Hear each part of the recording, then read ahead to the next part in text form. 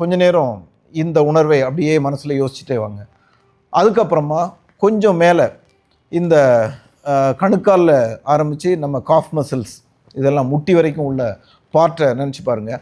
அங்கே என்னென்ன சென்சேஷன் இருக்குது, ஏதாவது நீங்கள் வலி உணர்றீங்களா, ஏதாவது எந்த பார்ட்டில் ரிலாக்ஸ்டாக ஃபீல் பண்ணுறீங்க, எங்கே டைட்டாக ஃபீல் பண்ணுறீங்க, இந்த பகுதியில் வந்து எங்கேயாவது உங்களுக்கு பிரச்சனை இருக்கிற மாதிரி தெரியுதா, இது மாதிரி இந்த பகுதியை பற்றி நினச்சி பாருங்கள். அடுத்து முட்டியை பற்றி நினச்சி பாருங்கள்.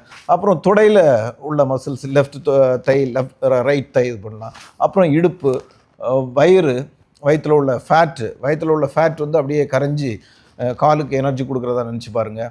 அப்படியே கோர் மசில்ஸு என்னென்ன மசில்ஸ் இருக்குங்கிறது நீங்கள் அப்படியே ரேண்டமாக கூட இது பண்ணலாம். இல்லை அப்படின்னா அந்த மசில்ஸை பற்றி படிச்சுட்டு என்னென்ன மசில்ஸ் இருக்குது அப்படின்ட்டு எங்கெங்கே இருக்குது அப்படின்னு தெரிஞ்சுன்னா அந்த ஒவ்வொரு மசிலையும் வந்து நீங்கள் நினச்சி பார்க்கலாம்.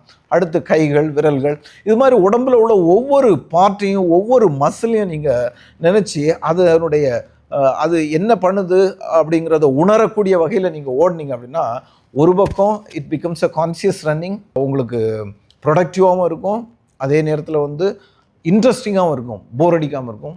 இன்னொரு பக்கம் நீங்கள் ஐயோ இவ்வளோ ஓடிட்டோமா இதுக்கிடையில் அப்படிங்கிற ஒரு ஃபீலிங்கை கொடுக்கும்.